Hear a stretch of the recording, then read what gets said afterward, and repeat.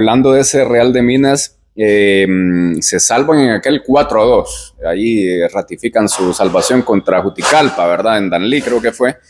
¿Qué anécdotas de ese Minas? Usted dice que, bueno, ni les pagaban ahí. ¿Cómo era la cosa? ¿Y cómo fue ese día de esa salvación, profe? Anécdotas innumerables, marcadas. Bueno, un partido que estuvimos contra Vida, que llegamos por gracia de Dios, ajustando el combustible, recuerdo yo. Estas cosas es delicado tocarlas porque es como abrir las puertas de un camerino y es sagrado. Pero ya pasó. Entonces al final vivimos esas peripecias nosotros. Encontramos con un equipo que no había combustible en el bus. El chofer, el conductor y dueño del bus dijo: profe, consigan el combustible, nos vamos. Él ya apegado emocionalmente y sentimentalmente al equipo, vámonos. No importa si la deuda sigue creciendo, vámonos. Se logró conseguir a través de una persona de un gran corazón, una mujer que apoyó al equipo en el mejor momento, llegó en etapa cumbre, ¿verdad? Del equipo llegó y apoyó al equipo, lo apoyó. ¿Cómo se llama? Andrea Matamoros, una mujer humanitaria, carismática, motahuense, ya es de la familia Matamoros, sí. Batson. Ella apoyó al equipo desinteresadamente, apoyó al equipo ella. Increíble, no se imagina, ¿verdad? Entonces, ella fue el bastión, el ángel que Dios puso en el camino y nos ayudó.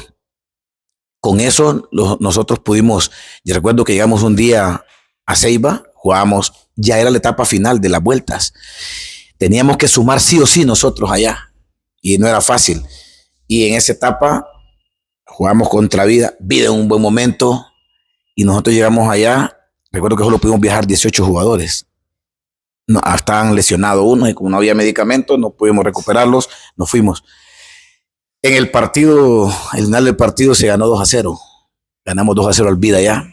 Y al salir del camerino, salimos al bus y mi situación era que todo el equipo me quedaba viendo a mí. No había cena. El agua se nos terminó en el partido, ni agua.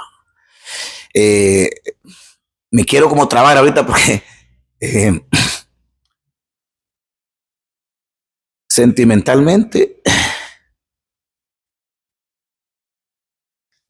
toca de verse impotente uno ante gente comprometida, guerreros, ¿verdad? Y la verdad que le digo, un colega de ustedes me puso el micrófono ese día y dijo: profe, vemos que ya pasó 40 minutos, casi una hora y ustedes no se mueven. Y yo la verdad que quedaba viendo al cielo. ¿Qué hago? Tarjetas de crédito topadas, sin efectivo.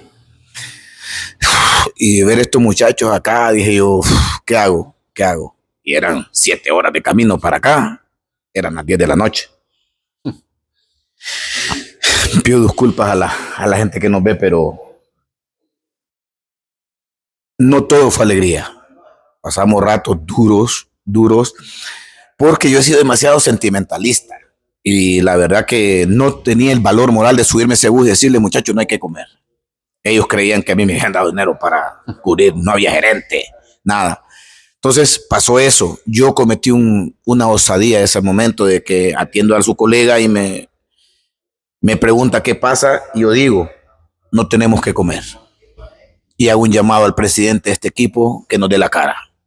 Sé que estamos a la distancia, existe la tecnología, que nos haga un traslado de 1,000, 2,000, 3,000 lempiras, lo que sea, que con eso resolvemos acá. Donde encontramos nosotros un lugar para comprar aquí una bolsa de pan blancos, no había. Eran las 10 de la noche. Fue en Ceiba. Y la verdad que al final esta gente se portó a la altura. Porque cuando el bus arrancó, recuerdo, arrancamos sin ninguna ilusión de nada. Arrancamos y vámonos.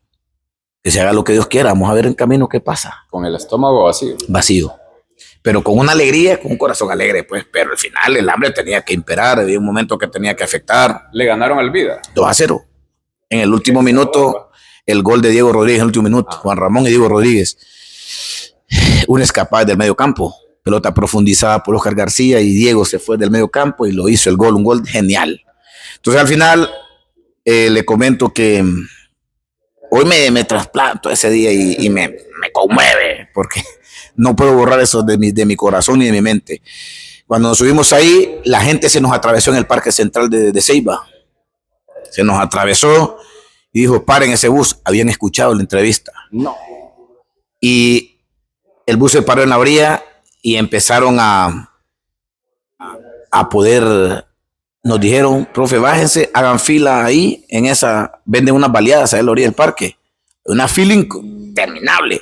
Y la gente dijo, no, profe, nosotros esperamos, pasen todos ustedes van para largo. Y hubo una persona que nos regaló 2 baleadas para cada jugador. Y llegó otro señor y dijo, yo doy 2 más. Y eran 4 por cada jugador. Otro señor dijo, ya tengo pagados los jugos, hay 40 jugos pagados para ustedes, pidan más si quieren.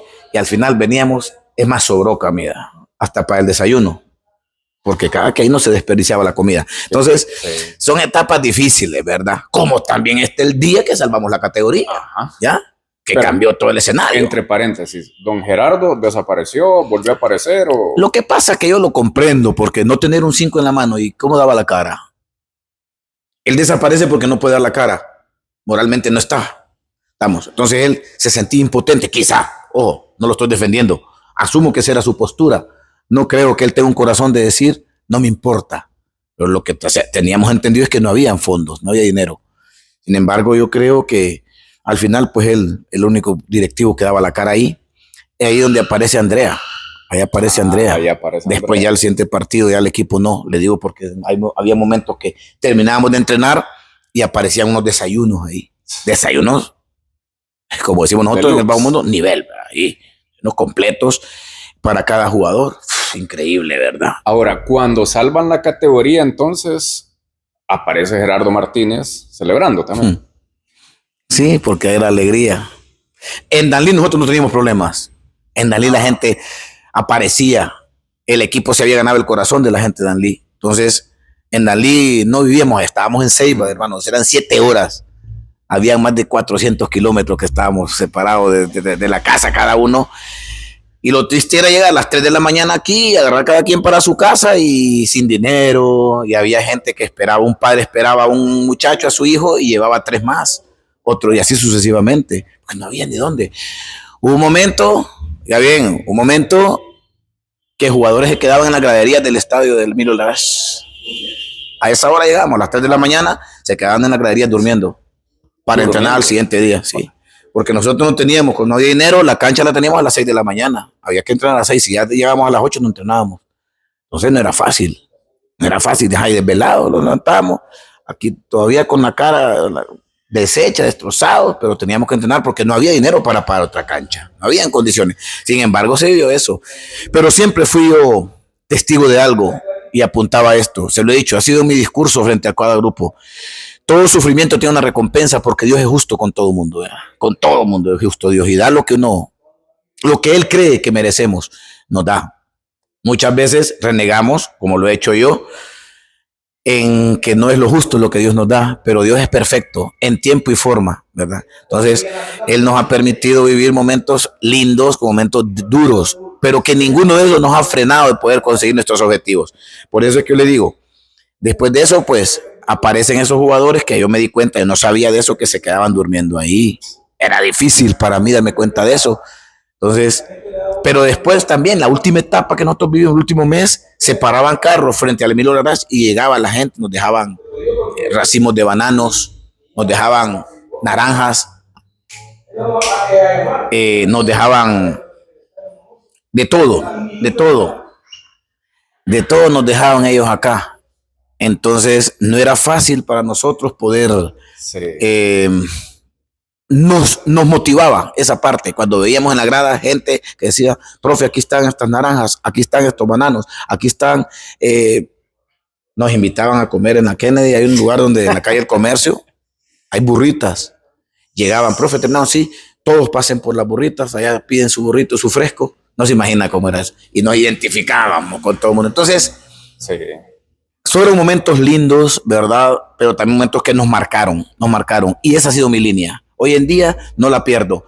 Darle oportunidad al joven, que es el que busca, la verdad, claro, valerse por sí mismo.